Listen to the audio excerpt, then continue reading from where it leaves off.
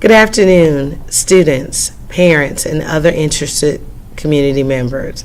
I am Ms. Brown, AP Government Instructor here at Rockdale County High School, and this is my annual State of the Classroom address. Just as Donald Trump on last evening gave his State of the Union address, just as the governor has given his State of the State address, and many mayors around the great country have given their State of the City addresses, I'd like to take this opportunity to give you the state of our classroom. Since our inception back in July, daily your sons or daughters have approached the class and started with this following statement: my job is to be respectful, responsible, and on time. I believe in my success, and I know that it requires preparation and dedication. I will stay ready so that I don't have to get ready. And when the students repeat that, my response daily has always been, together we've got this, so let's get started. Teaching AP Government has been an absolute pleasure this year. I'm not new to the profession. This is my 23rd year of teaching. Yet I am new to teaching AP Government. This year, AP Government underwent a redesign. So with that, there have come grows and groans for both you, the student, as well as myself as the teacher. But remember, together we've got this. So let's get started. The first semester was filled with many glows and grows.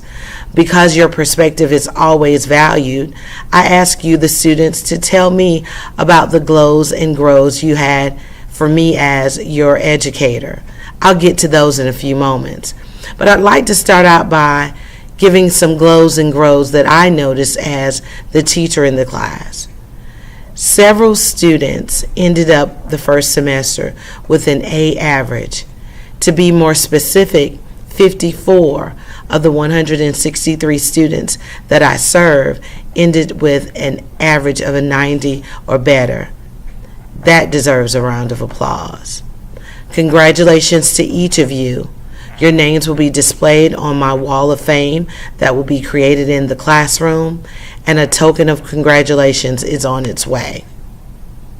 More than 20 students improved their averages from first quarter to second quarter.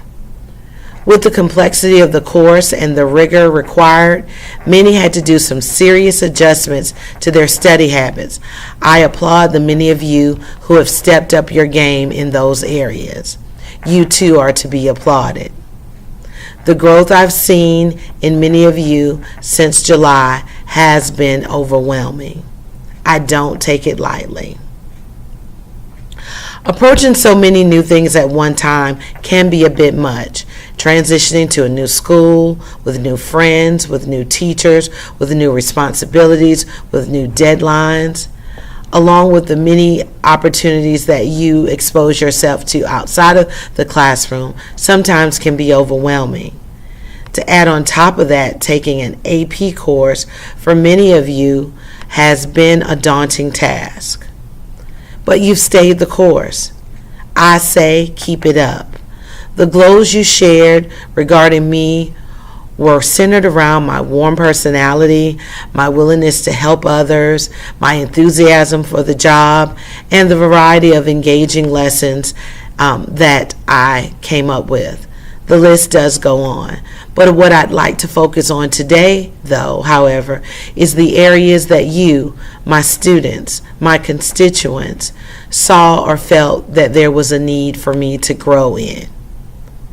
The overwhelming opinion of many students was in my delivery of instruction.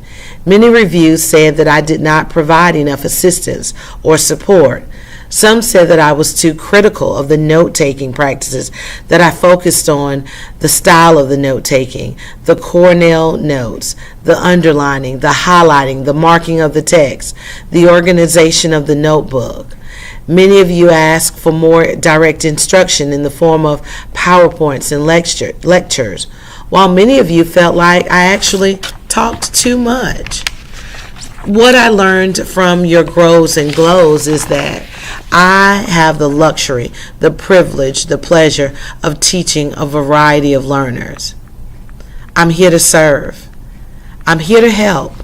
However, I am also here to instruct you as your instructor and to remind you that there is a level of expectation from you, the student. My way is not the only way. However, I've never asked you to do anything that is not intended to benefit you. AP Government is tough. With those two letters, AP, comes a different and higher level of expectation from you, the student. What does it require? It requires hard work, studying, and understanding at a level above the surface. This is a college level course being taught in a high school setting. The expectations are greater. The rigor and demands of the course, the language of the text, and the complexity of the questions asked of you are not going to be basic or what you've been accustomed to in non-AP courses. Like college level courses, many of them require a commitment to understanding, even beyond the work presented from the teacher.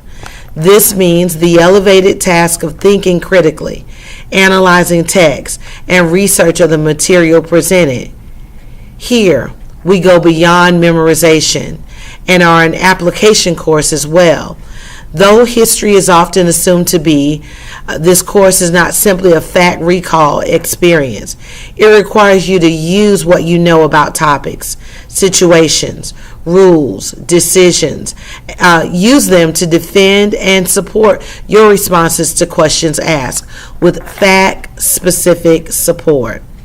This is the biggest difference in the instruction at this level compared to general government class. And if you're in this course, it is because you believe you are capable of this type of elevated learning style. And so do I. The amount of material that is required and the amount of face-to-face time do not match. It is impossible for me to teach you everything you have to know in the time allotted. And if I were to do so, I believe if we both are doing our part, mine, laying down the subject matter, yours, applying the subject matter, yours, operating in excellent study habits, yours, independent thinking, yours, attacking critical questions. If we both did our parts, there's no way we could not win.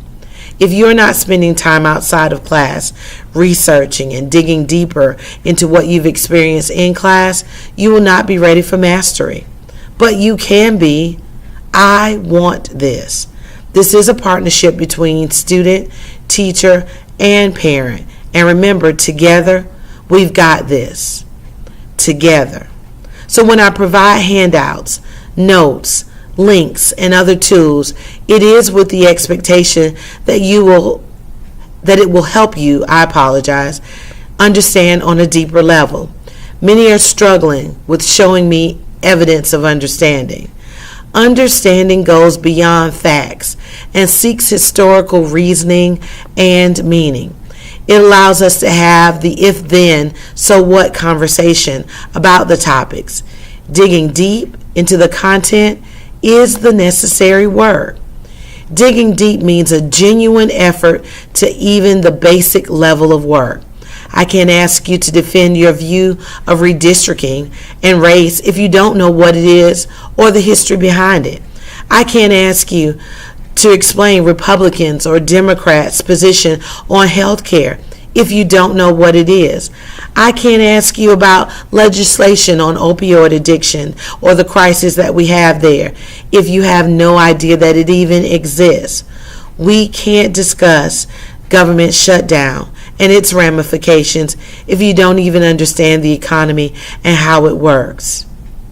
To my parents who are watching with your students, please understand class participation comes in various forms. It is the expectation that students will participate in the lessons through responses to questions asked.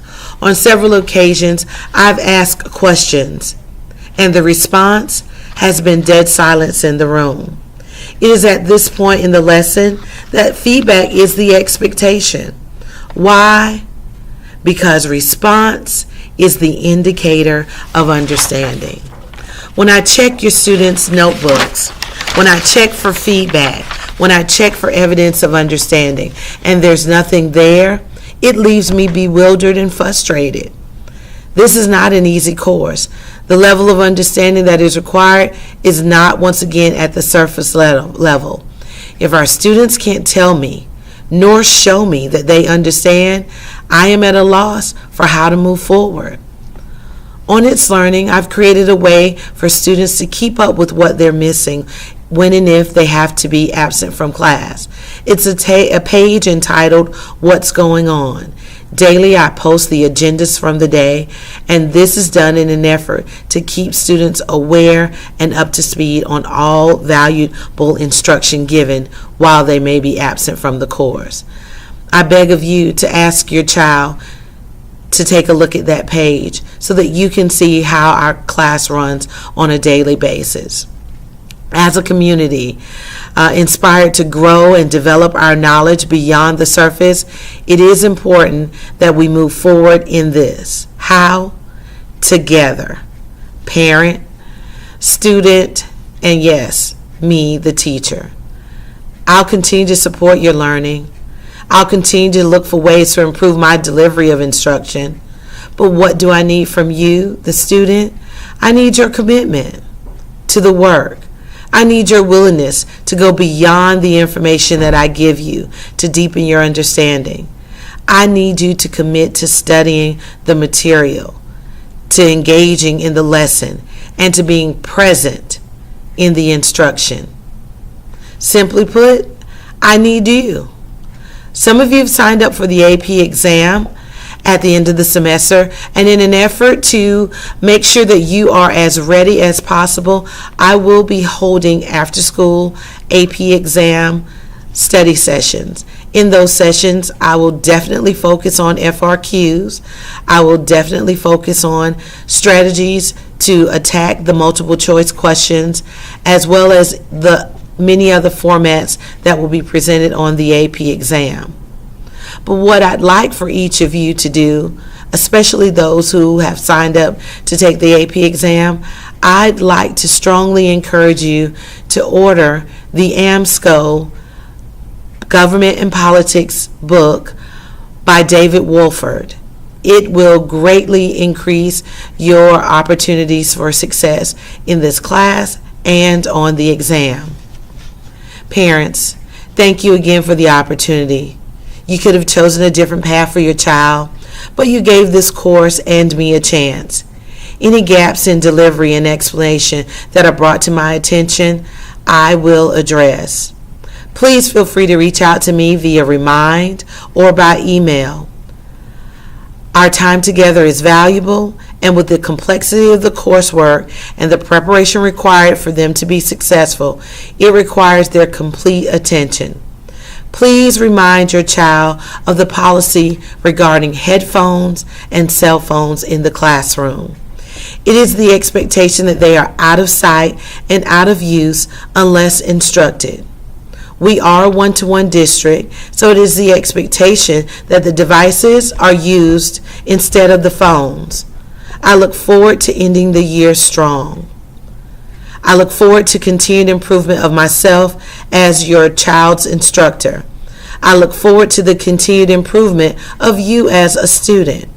I promise to continue to support your success in this course by providing you with content-specific instruction. I promise to not quit on you. Will you make the same promise? Thank you for your time and attention. This has been the State of the Classroom Address 2018-2019. Together, we've got this.